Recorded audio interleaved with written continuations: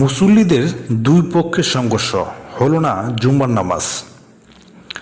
সিরাজগঞ্জের রায়গঞ্জে একটি মসজিদের কমিটি গঠন ও ঈদগাহ মাঠের নিয়ন্ত্রণকে কেন্দ্র করে দুই মহল্লার মধ্যে সংঘর্ষের ঘটনা ঘটে। এই ঘটনায় উভয় পক্ষের অন্তত 15 থেকে 20 জন আহত হয়েছেন।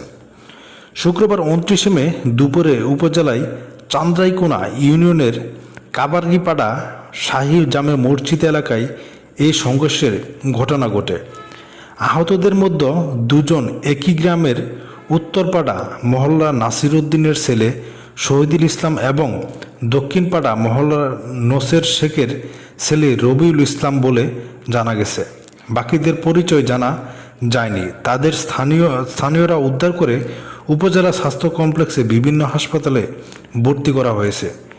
পুলিশ ও স্থানীয় সূত্রে জানা যায়, মসজিদ কমিটি গঠন ও ঈদগাহ মাঠের নিয়ন্ত্রণ নিয়ে কাবারিপাড়া গ্রামের উত্তর ও দক্ষিণপাড়া মহল্লার মধ্যে বিরোধ চলে আসছিল।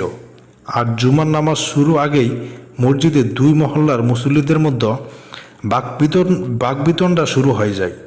এক পর্যায়ে তারা লাঠিসোঁটা নিয়ে সংঘর্ষে জড়িয়ে পরে পুলিশ এসে পরিস্থিতি নিয়ন্ত্রণ করেন। আরও সূত্রে আরও জানা যায়, মুসল্লিরা সংঘর্ষে জড়িয়ে পড়ার পর আর ওই মসজিদের জুমার নামাজ হয়নি। বায়েজগঞ্জ থানার ভারপ্রাপ্ত কর্মকর্তা ওসি আসাদুজ্জামান ঘটনার সত্যতা নিশ্চিত করেন। তিনি জানান, পুনরায় সংঘর্ষ এড়াতে ঘটনাস্থলে অতিরিক্ত পুলিশ মোতায়েন রয়েছে। তবে এই ঘটনায় এখন পর্যন্ত কেউ অভিযোগ দেননি।